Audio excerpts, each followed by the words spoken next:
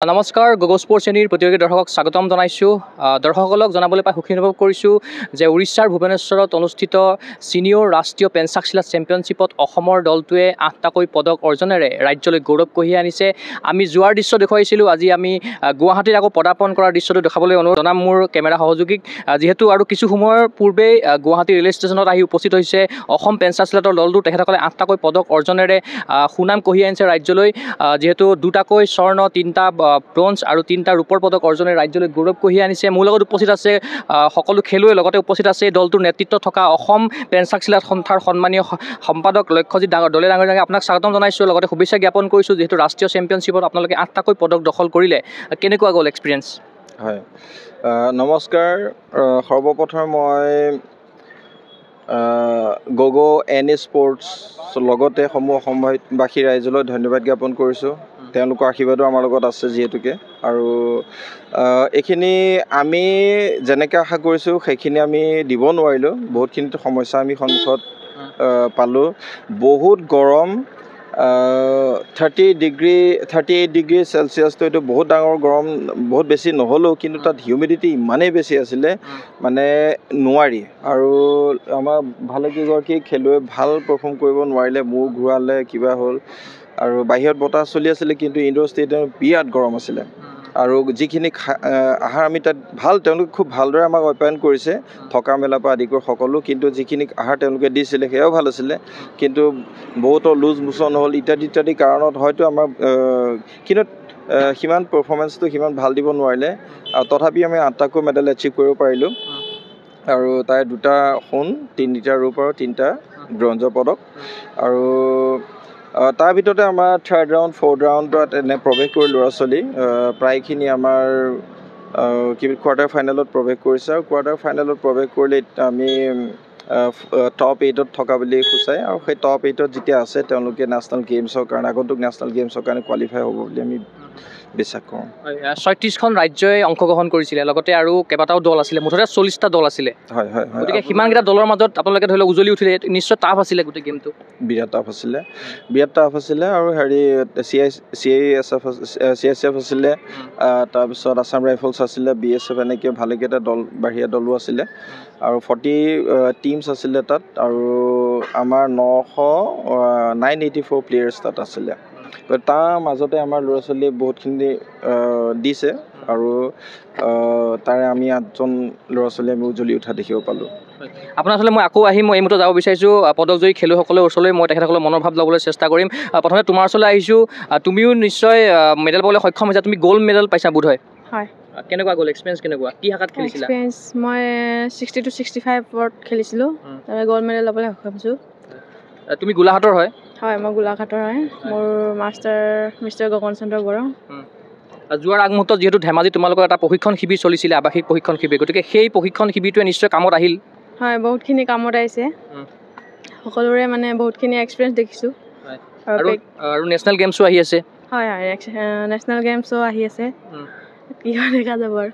হয়, তোমাক ধন্যবাদ জ্ঞাপন কৰিছোঁ। এই মুহূৰ্তত আৰু গৈ খেলুৱৈৰ ওচৰলৈ যাবলৈ চেষ্টা কৰিছোঁ। তোমাৰো ঘৰ বোধহয় গোলাঘাটত হয়, গতিকে তুমিও গ'ল্ড মেডেল পাবলৈ সক্ষম হৈছা, কেনেকুৱা গ'ল?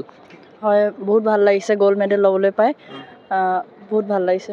তুমি ইতিমধ্যে নেশ্যনেল গেমছত পদক অৰ্জন কৰিবলৈ সক্ষম হৈছিলা মোৰ বোধেৰে, গতিকে তুমি চাকৰিও লাভ কৰিছা আগতে? হয়, মই 37 নেশ্যনেল গেমছত ব্ৰঞ্জৰ পদক ল'বলৈ সক্ষম হৈছোঁ, আৰু অসম চৰকাৰে আমাক চাকৰি দিছে, বহুত ভাল লাগিছে। আৰু এইবাৰ তুমি কোন কোন ৰাজ্যৰ খেলুৱৈৰ লগত খেলিবলৈ খেলিলা? পুডুচেৰী, অৰুণাচল প্ৰদেশ, মণিপুৰ, মেঘালয় আৰু উৰিষ্যাৰ। কিমান প্ৰতিযোগী আছিলে তোমাৰ শাখাত? মোৰ শাখাত 24গৰাকী আছিলে টোটেল। মই 5জনৰ লগত খেলিব পাইছোঁ। কিমান টাফ আছিলে? যথেষ্ট টাফ আছিলে। আৰু তাতে থকা খোৱাৰ ব্যৱস্থাটো কেনেকুৱা পালা? বহুত ধুনীয়া সুবিধা দিছে, খোৱা বোৱাৰ পৰা ধৰি থকা বহুত ভাল সুবিধা দিছে, বহুত ভাল লাগিল। তোমালোকক এছ'চিয়েশ্যনক কি ক'বা, যিহেতু তোমালোকে এখন উপযুক্ত মঞ্চ প্ৰদান কৰিছে, আৰু তোমালোকে সেই মঞ্চৰ জৰিয়তে তুমিও ইতিমধ্যে চৰকাৰী কৰ্মসংস্থাপন লাভ কৰিবলৈ সক্ষম হৈছা? পোনপ্ৰথমে মই লক্ষ্যজিৎ দলে ছাৰক আৰু গগন চন্দ্ৰ বড়ো ছাৰ, তেখেতসকলক ধন্যবাদ জ্ঞাপন কৰিছোঁ। তেখেতসকলে বহুখিনি কষ্ট কৰিছে, মিনমাঙত ট্ৰেইনিং কেম্পৰ পৰা ধৰি অহা যোৱা সকলোবিলাক আমাক বহুতখিনি কষ্ট কৰিছে, প্ৰশিক্ষণ দিছে। তেখেতসকলক মই বহুত ধন্যবাদ জ্ঞাপন কৰিছোঁ। আৰু গৰমটো বহুত আছিলে তাতে? হয় যথেষ্ট গৰম দিছে গৰমৰ কাৰণে আমাৰ যথেষ্টখিনি অসুবিধা হৈছে আমাৰ যেনেকুৱা ধৰণৰ পাৰফৰ্মেঞ্চ দিব পাৰিম বুলি ভাবিছিলোঁ তাতকৈ হয়তো অলপ বেয়া হৈছে গৰমৰ কাৰণে বহুত গৰম পাইছিলোঁ আমি তাত তোমাৰ শাখাটো কি আছিলে টেণ্ডিং শাখাত আছিলে 55 to 60 কেটেগৰী গোলাঘাটলৈ কেতিয়া যাবা আজি নিশা হয় তোমাক ধন্যবাদ জ্ঞাপন কৰিছোঁ এই মুহূৰ্তত যাব বিচাৰিছোঁ আৰু গৈ খেলুৱৈ ওচৰলৈ তুমিও মেডেল পাবলৈ সক্ষম হৈছিলা কেনেকুৱা গ'ল এক্সপিৰিয়েঞ্চ কেনেকুৱা এক্সপিৰিয়েঞ্চ হ'ল ভাল মই চিলভাৰ মেডেল লৈ আহিব সক্ষম হৈছোঁ তাৰপিছত মই first round all India police বৰ্ডৰ কণ্ট্ৰলৰ লগত খেলিলোঁ second round Nagaland third Puducherry মণিপুৰৰ লগত ফ'ৰ্থ ৰাউণ্ড তাৰপাছত ফাইনেল ৰাউণ্ডটো মই ওড়িশাৰ লগত খেলিব সোণ জয়ৰ নিশ্চয় লক্ষ্য আছিলে হয় সোণৰ লক্ষ্য আছিলে কিন্তু চিলভাৰতে মোৰ আৰু নেশ্যনেল গেমছৰ কাৰণে কিদৰে প্ৰস্তুত হ'বা নেশ্যনেল গেমছত মই নিশ্চয় গ'ল্ডৰ পদক লাভ কৰিম আৰু এইটো মোৰ কিবা 38 নেশ্যনেল গেমছৰ ছিলেকশ্যনো হৈছে আৰু তোমাৰ কি আছিলে ইভেণ্টটো কি আছিলে মোৰ event tending 70 to 75 weight category তোমাক ধন্যবাদ জ্ঞাপন কৰিছোঁ আৰু তোমাৰ ওচৰলৈ আহিছোঁ তুমি ক'ৰ হয় আৰু তোমাৰ নামটো কি নমস্কাৰ মোৰ নাম শ্ৰী প্ৰেম দেউৰী মই ধেমাজিৰ হয় মই টেণ্ডিং ইভেণ্টত খেলিছিলোঁ মই চিটি 70 খেলিছিলোঁ মই প্ৰথম হৈছোঁ কেনেকুৱা আছিলে ভালে আছিলে টাফ কিমান আছিলে টাফটো বহুতো টাফ আছিলে হ'লেও কিছুমান কষ্ট কৰিছোঁ তাৰে পাইছোঁ আৰু নেশ্যনেল গেমছৰ কাৰণে তুমি বাছনি তালিকাত অন্তৰ্ভুক্ত হৈছা হয় হৈছোঁ কিদৰে প্ৰস্তুতি চলাবা প্ৰস্তুতিটো গ'ল্ড ল'বলৈ সক্ষম হ'বৰ কাৰণে চেষ্টা কৰিম আৰু ধেমাজিত কিদৰে চলে তোমাৰ প্ৰশিক্ষণ ক'ত কৰা তুমি আমাৰ চিলাপথাৰ মাৰ্চেল আৰ্ট একাডেমি আছে আমাৰ গুৰু ওম চন্দ্ৰ ছেত্ৰী আছে তেখেতৰ মই ধন্যবাদ জ্ঞাপন কৰিছোঁ কিয়নো তেখেতে বহু কষ্ট কৰালে আমাক কষ্ট কৰাই আমাক আজি ইমানখিনি সক্ষম কৰাইছে তোমাক ধন্যবাদ জ্ঞাপন কৰিছোঁ এই মুহূৰ্তত আৰু গৈ খেলুৱৈ ওচৰত যাবলৈ চেষ্টা কৰিছোঁ তোমাৰ ইভেণ্টটো কি আছিলে মোৰ ইভেণ্টটো আছিলে টেণ্ডিঙত তুমি কি পাবলৈ সক্ষম হৈছা মই ব্ৰঞ্জ ল'বলৈ সক্ষম হৈছোঁ কেনেকুৱা লাগিলে এক্সপিৰিয়েঞ্চ কেনেকুৱা হ'ল এক্সপিৰিয়েঞ্চটো যে আমাক ভালে লাগিছে একদম মানে যি আমাৰ শিকা আছিলে এইটোৱে মানে বেষ্ট আমাৰ গ'ল আৰু মোৰ প্ৰথম ৰাউণ্ডটো আছিলে পাঞ্জাৱৰ লগত ছেকেণ্ড ৰাউণ্ড আছিলে ঝাৰখণ্ডৰ লগত আৰু থাৰ্ড ৰাউণ্ড আছিলে হাৰিয়ানাৰ লগত আৰু ফ'ৰ্থ ৰাউণ্ড আছিলে ৰাজস্থানৰ লগত মোৰ অলপমান বেয়া হৈ গ'ল গেমটো কি মেডেল পালা তুমি মই ব্ৰঞ্জ মেডেল পাইছোঁ সোণ পাবলৈ নিশ্চয় আছিলে সপোন আছিলে আছিলে সেইকাৰণে মানে অলপমান এতিয়া আকৌ আৰু হাৰ্ড ৱৰ্ক কৰিম আৰু নেশ্যনেল গেমছলৈ বৰ বেছি দিন নাই গতিকে নেশ্যনেল গেমছৰ বাবে কিদৰে প্ৰস্তুতি চলাবা মানে আৰু মই সেই হাৰ্ড ৱৰ্ক কৰিম আৰু যিমান শিকিছিলোঁ আৰু হেৰি কৰিম আৰু মানে গ'ল্ড ল'বৰ কাৰণে হেৰি কৰিম তোমাক ধন্যবাদ জ্ঞাপন কৰিছোঁ মই এই মুহূৰ্তত যাব বিচাৰিছোঁ ওম ছেত্ৰীৰ ওচৰলৈ তুমিও যিহেতু অসম দলটোৰ আছিলে এগৰাকী অন্যতম সদস্য তুমিও ভাল পাৰফৰ্ম কৰিছা তুমিও নেশ্যনেল গেমছৰ বাছনি তালিকাত ইতিমধ্যে অন্তৰ্ভুক্ত হৈ পৰিছা কি ক'বা থেংক ইউ বহুত ভাল লাগিছে চবৰ আপোনালোকৰ আশীৰ্বাদ ছাৰহঁতৰ চবে হেল্প কৰাৰ কাৰণে বহুত ভাল আৰু 19-20 ব্যৱধানে মই ফ'ৰ্থ মেচটো মোৰ বিয়া হ'ল মোৰ ফাৰ্ষ্ট মেচটো আপোনাৰ Chhattisgarh second Manipur third UP আৰু ফ'ৰ্থ মহাৰাষ্ট্ৰৰ লগত অকণমান 19-20 ব্যৱধানে বিয়া হ'ল আৰু শুনিব পাৰিছোঁ যে এতিয়া নেশ্যনেল গেমছত আজি টপ 5ত মই আছিলোঁ তো যি নহওক চবৰ আশীৰ্বাদে আপোনালোকৰ চবৰ আশীৰ্বাদে যি নহওক ভালেই হৈছে থেংক ইউ আৰু মোৰ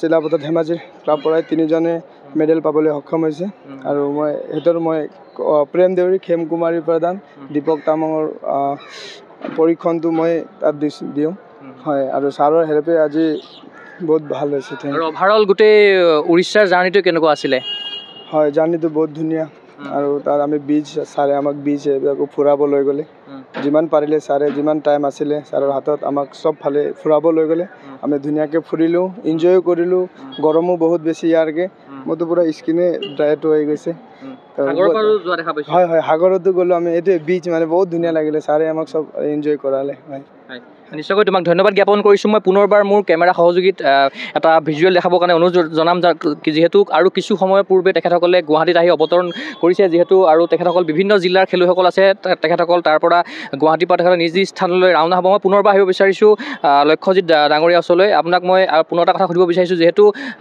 8টাকৈ পদক আহিলে আৰু ইতিমধ্যে নেশ্যনেল গেমছো আহি আছে আৰু বাছনি তালিকাত আৰু কেইজনমান খেলুৱৈ আছে এতিয়া কৈ দিব নোৱাৰি কাৰণ এতিয়া ফেডাৰেশ্যনৰ পৰা আমি যেতিয়ালৈকে লিষ্টটো নাপাওঁ চাৰ্টটো নাপাওঁ যে প্ৰত্যেক আমাৰ আপোনাৰ ক'লে 40টা টীম আহিছে আৰু সৰ্বভাৰতীয় পৰ্যায়ত খেলখন হৈছে গতিকে এতিয়া আমি কৈছোঁ হয়তো কোনোবাটো ইভেণ্টত হয়তো কম প্লেয়াৰ হ'ব কোনোবাটোত বেছি হ'ব পাৰে গতিকে এতিয়া আমি তেওঁলোকৰ যেতিয়া গোটেই আপোনাৰ খেলখনৰ খুব সময়তো অল ইণ্ডিয়া পুলিচ গেমছ হ'বলৈ গৈ আছে তাৰ আগতে বা তাৰ পিছতে তেওঁলোকে আমাক দিব গতিকে তেতিয়া আমি ভালদৰে মুকলিকৈ ক'ব পাৰিম যে আমাৰ কোন চিলেক্ট হৈছে অলৰেডি কিন্তু যিসকলে মেডেল পাইছে তেখেতসকল হয়তো সেইটোতো হৈ গৈছে তেওঁলোকৰ চিলেক্ট হৈ গৈছে বাৰু ইতিমধ্যে ওম চেতিয়াৰ কথা উল্লেখ কৰিছে তাতে খেলিবলৈ গৈছিল লগতে এনজয়মেণ্টটো হ'ল আপোনালোকে উৰিষ্যাৰ সাগৰৰ পাৰলৈ আপোনালোক গৈছিল আমি ফটোটো দেখা পাইছোঁ হয় আপোনাৰ প্ৰথম আমি ট্ৰেইনৰ সুবিধা আমি 8 তাৰিখে ইয়াৰ পৰা ওলাই যাবলগীয়া আছিলে 8 তাৰিখ 9 তাৰিখে ট্ৰেইনখনত বিবেক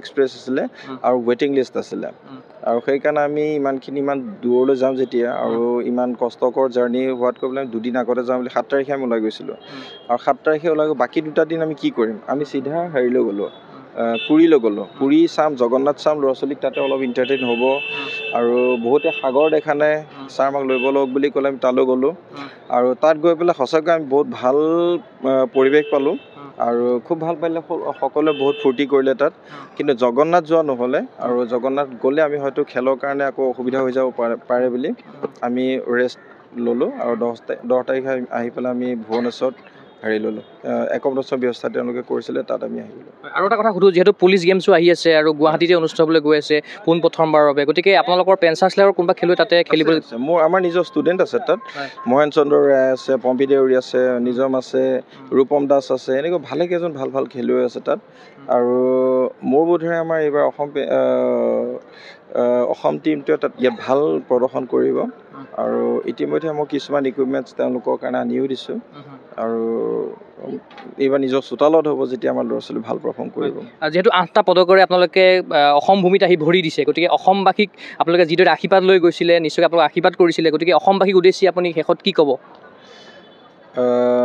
আপোনাৰ অসমবাসীক উদ্দেশ্যি আমাক চাবলৈ গ'লে সেই প্ৰথম অৱস্থাৰ পৰা বিভিন্ন মাধ্যমত তেওঁলোকে আমাক অনুপ্ৰাণিত কৰি আহিছে আৰু বহুতে আমাক ভাঙিবলৈ চেষ্টা কৰিছে কিন্তু বহুতে আমাক গঢ়িবলৈ চেষ্টা কৰিছে আৰু যিসকল আমাৰ পক্ষত আছে বা আমাক তেওঁলোকে যিসকল আমাৰ ল'ৰা ছোৱালী বা অসম পেঞ্চাক চিলাইট এছ'চিয়েশ্যন সৰু বৰ সকলোকে আমি ধন্যবাদ জ্ঞাপন কৰিছোঁ কৃতজ্ঞতা জ্ঞাপন কৰিছোঁ আৰু তেওঁলোকে যিখিনি আমাক মনত যিখিনি সাহস দিছে সাহস নহ'লে একো নাই প্ৰেৰণা নাপালে একো নহয় হতাশাত ভুগে সেই হতাশাৰ পৰা অঁতৰাই পেলাই তেওঁলোকে বেলেগ এখন চিন তেওঁলোকে কৰি তুলিছে আৰু সেইকাৰণে তেওঁলোকক আমি ধন্যবাদ জ্ঞাপন কৰিছোঁ আৰু বিশেষকৈ অসম পেঞ্চাক চিলাইট এছ'চিয়েশ্যনৰ লগত লাগি পেলাই আমাৰ পৰমানন্দ চাইঙীয়া ছাৰ তেখেতে আমাক বহুতখিনি সহায় কৰিছে আমাৰ উপসভাপতি জোন ছাৰ তেওঁ আমাক তাত উৎসাহ প্ৰদান কৰিবলৈ গৈছে আৰু আমাৰ উদয় বৰগোহাঁই ছাৰ তেওঁ সদায় আমাক অনুপ্ৰাণিত কৰি থাকে